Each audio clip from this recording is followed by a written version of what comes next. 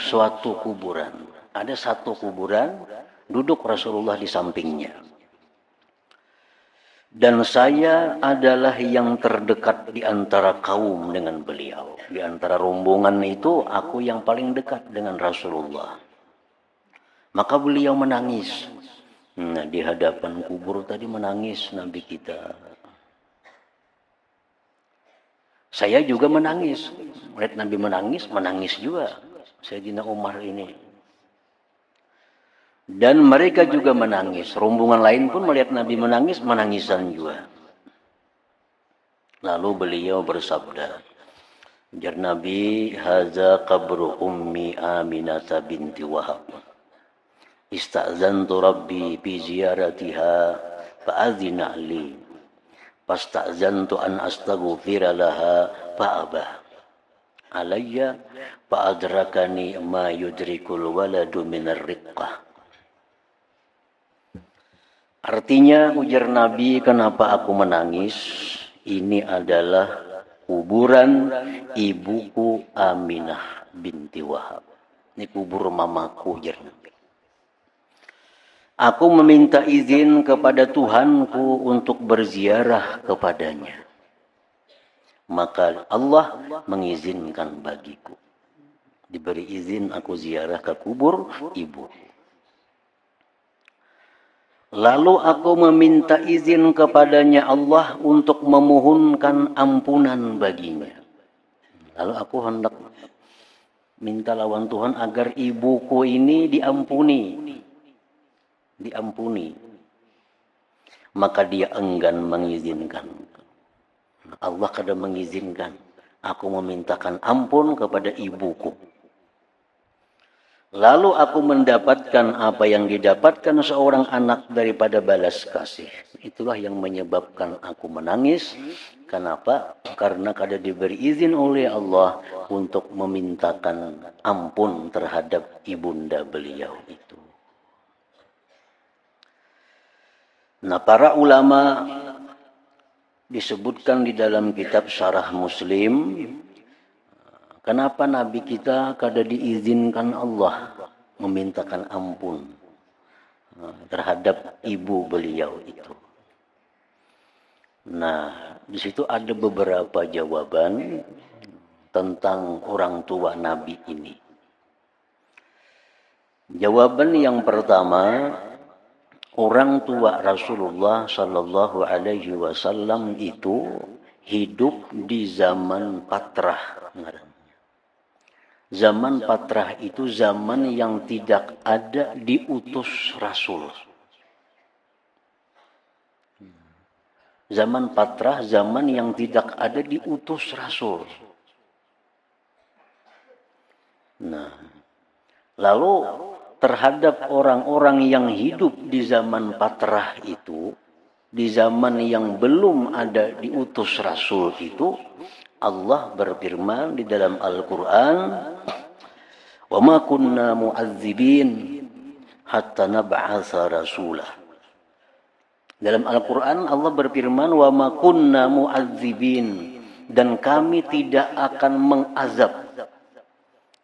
mengazab seseorang hatta nab'atsa rasulah, sehingga kami utus dulu Rasul.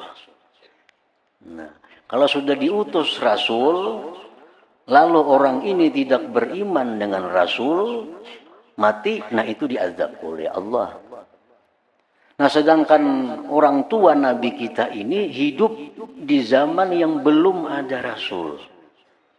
Nah, oleh karena itu, orang-orang yang hidup di masa itu, wafat di masa itu disebut ahlil fatrah. Nah, orang ini selamat. Orang ini tidak diazab. Wa ma kunna mu'adzibin hatta nab'atsa rasulah. Nah, sedangkan istighfar itu ditujukan kepada ahli dakwah. Istighfar itu ditujukan kepada orang-orang yang sudah ada diutus Rasul. Nah, kita boleh memintakan ampun kepada orang-orang yang mereka sudah ada Rasul. Nah, sedangkan ibunda ayahanda Nabi ini itu hidup di zaman yang belum ada Rasul. Jadi tidak ada perintah untuk memintakan ampun kepada mereka karena mereka sudah dijamin tidak akan diazab oleh Allah Subhanahu wa taala. Nah, itu jawaban yang pertama. Nah, kemudian ada lagi yang mengatakan bahwa orang tua Rasul itu, ibunda ayahanda Rasulullah Sallallahu Alaihi Wasallam itu dihidupkan oleh Allah. Nah, dihidupkan oleh Allah. Setelah dihidupkan oleh Allah, lalu mereka mengucap 2 kalimat syahadat. Nah, mengucap 2 kalimat syahadat, habis itu mereka dikembalikan lagi wafat. Nah, ini termasuk karamat, mukjizat bagi Nabi kita Sallallahu Alaihi Wasallam.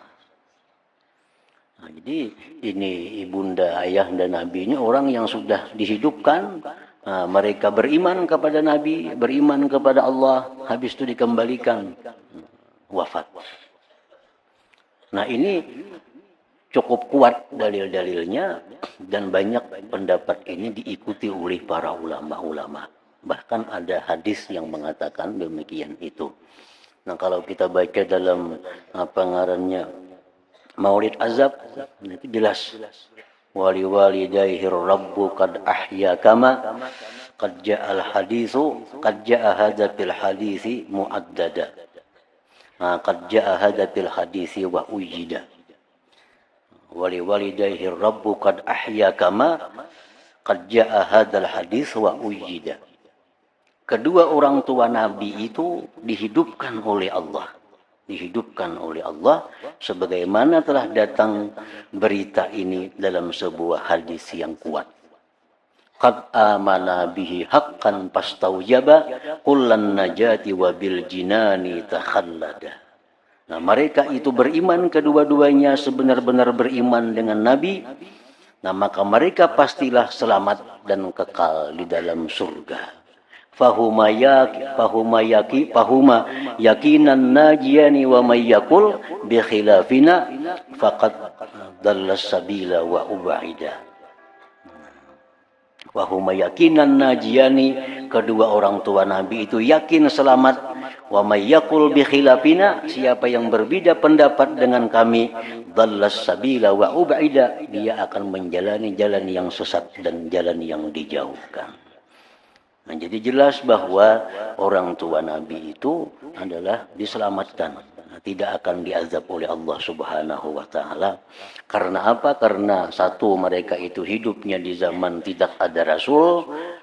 Yang kedua, bahkan mereka dihidupkan dan beriman kepada Rasulullah Sallallahu Alaihi Wasallam.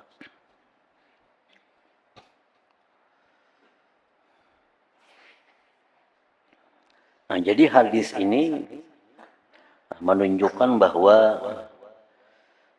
Nabi kita bilang kepada ibunda, ziarah kepada Ibu Sidin.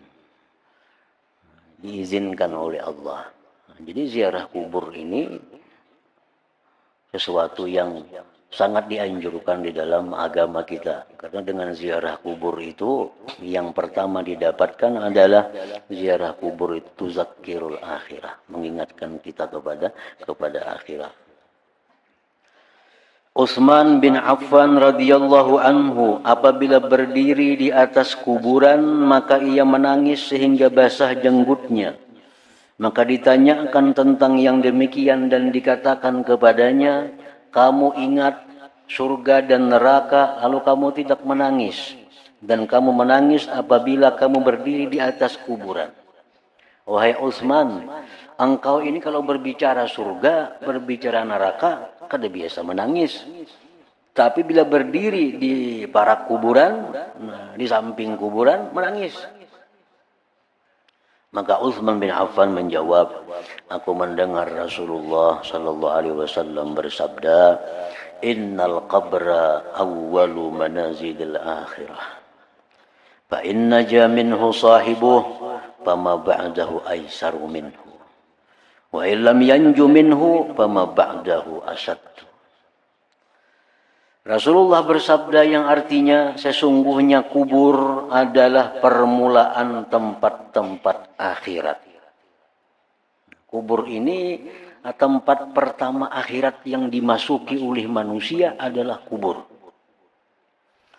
Maka jika penghuninya selamat daripadanya, maka apa yang sesudahnya itu lebih mudah daripadanya. Bila dikubur kita ini sukses, sesudahnya lebih intim. Kan sesudah kubur itu banyak, kita akan menemui hari dibangkit, kita akan menemui hari dihalau, kita akan menemui hari dikumpulkan di padang mahsyar, kita akan menemui hari di mana dihisap, ditimbang amal, banyak macam-macam. Nah, bila dikubur ini kita selamat, dikubur ini kita dapat kemudahan, nah selanjutnya lebih mudah. Maka apa yang sesudahnya itu lebih mudah, dan jika penghuninya tidak selamat daripadanya. Nah, menjawab munkar nakir kada dapat umpamanya. Menjawab munkar nakir kada dapat, maka apa yang sesudahnya itu lebih berat daripadanya. Nah, jadi kalau orang dalam kubur ini kada selamat, dia kada sukses menghadapi fitnah kubur, maka hari berbangkit lebih parah lagi. Di padang mahsyar lebih sulit lagi. Waktu dihisap amalnya lebih sulit lagi. Karena di awalnya sudah sulit berdahulu. Nah itu ujar Sayyidina Utsman yang membuat aku menangis bila aku berdiri di sekitar kubur.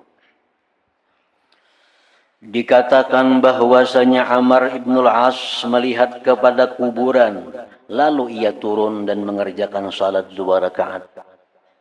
Amr bin As bila lewat di kubur, singgah cuma sembahyang 2 rakaat. Maka ditanyakan kepadanya, kenapakah itu pian bila lewat di pakuburan, singgah sembahyang 2 rakaat. Ini adalah sesuatu yang tidak pernah kamu kerjakan, wahai Amr bin As.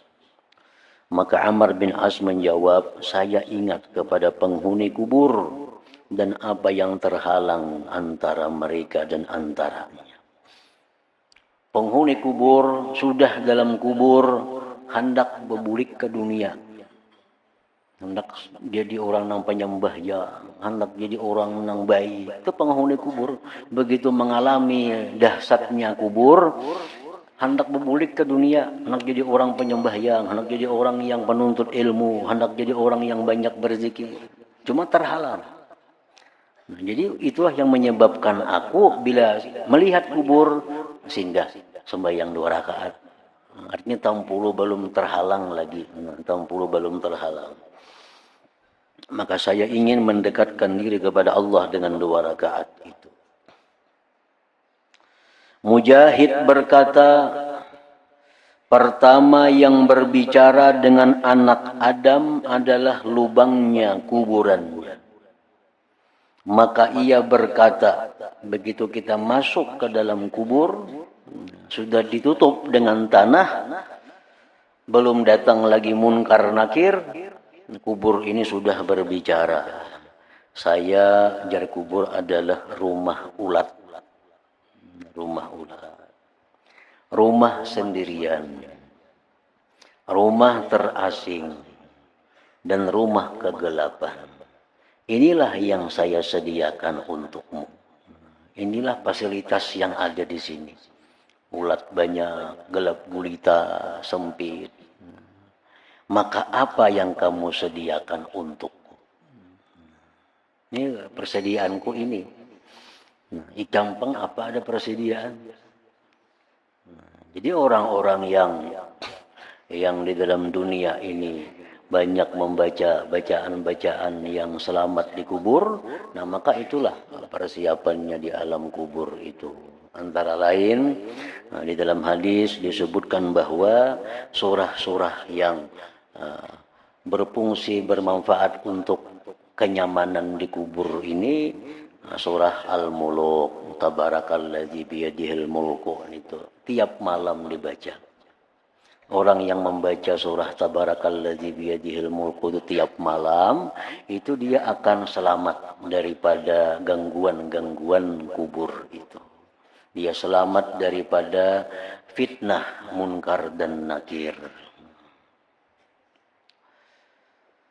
surah Yasin masuk juga, surah Alif Lam Tanzil As-Sajdah. Nah itu surah-surah yang banyak kegunaannya untuk keselamatan, kesejahteraan di dalam kubur bila mana kita